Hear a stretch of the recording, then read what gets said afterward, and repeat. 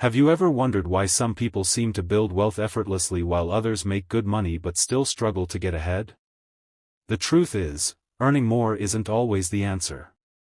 In fact, many high-income earners live paycheck to paycheck, while others with average salary steadily grow their savings, investments, and net worth year after year. The difference often comes down to one simple skill: money management. And one of the most popular money management systems ever created is the 50/30/20 budget rule. But here's the catch: while millions of Americans swear by it, there are situations where following it exactly could actually slow down your financial progress. Today, we're breaking down exactly how the 50/30/20 budget rule works, why it became so popular, and when you should consider breaking the rule to reach your financial goals faster. Imagine receiving your paycheck and instantly knowing where every dollar should go. No stress, no guessing, and no feeling guilty every time you spend money. That's the basic idea behind the 50/30/20 budget rule. The concept is incredibly simple. 50% of your after-tax income goes toward your needs. These are the expenses you must pay to maintain your lifestyle and meet your obligations. Think rent or mortgage payments, utilities, groceries, insurance premiums, transportation costs, and minimum debt payments. These are the bills that keep your life running. The next 30% is allocated to wants. This is where life becomes enjoyable. Dining out, streaming subscriptions, vacations, entertainment, hobbies, shopping, and other lifestyle choices all fit into this category. Many people mistakenly think budgeting means eliminating fun, but that's exactly why the 50/30/20 system became so popular. It recognizes that enjoying your money is important too. Instead of feeling restricted, you give yourself permission to spend within a healthy framework.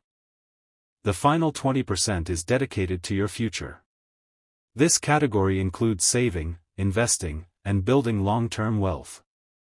Contributions to a 401k, Roth IRA, brokerage account, emergency fund, or additional debt payments all belong here. This is the portion of your income that's designed to improve your future financial situation rather than support your current lifestyle. Over time, this 20% becomes the engine that drives financial freedom. Let's look at a simple example. Imagine someone earns $5,000 per month after taxes.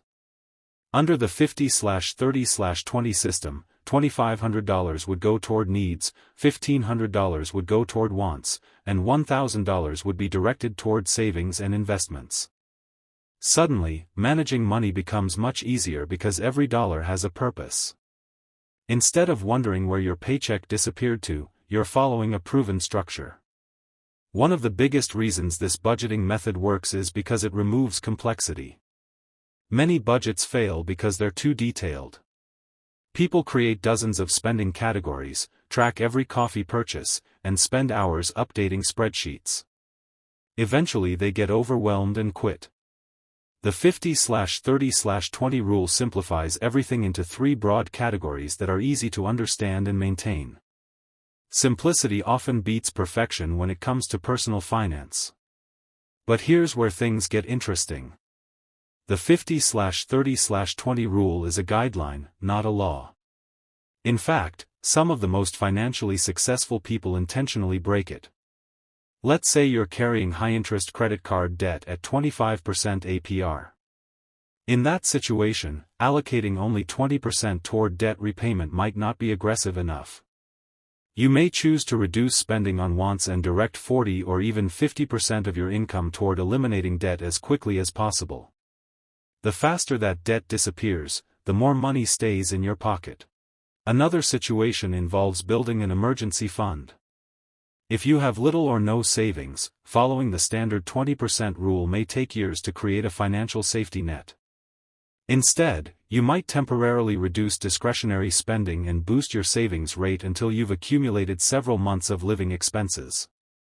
Once your emergency fund is fully established, you can return to a more balanced budget.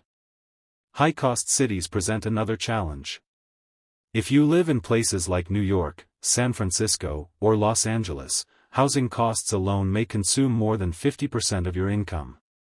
That doesn't necessarily mean you're financially irresponsible. It simply means your local cost of living requires a different budget structure. In these cases, flexibility becomes more important than strict adherence to percentages. On the other hand, ambitious wealth builders often break the rule in the opposite direction. Instead of saving 20%, they save 30, 40, or even 50% of their income.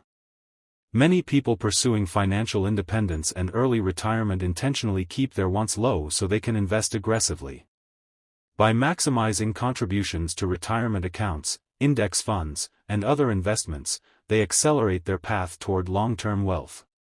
The key lesson here is that budgeting isn't about fitting your life into a formula. It's about creating a system that supports your goals. The percentages should serve you, not control you. Whether you're paying off debt, saving for a house, building an emergency fund, increasing your FICO score through better financial habits, or investing for retirement, your budget should reflect what matters most right now. At the end of the day, the 50/30/20 budget rule remains one of the best starting points for anyone looking to take control of their finances. It's simple, flexible, and easy to understand. For beginners, it provides a clear roadmap without overwhelming complexity.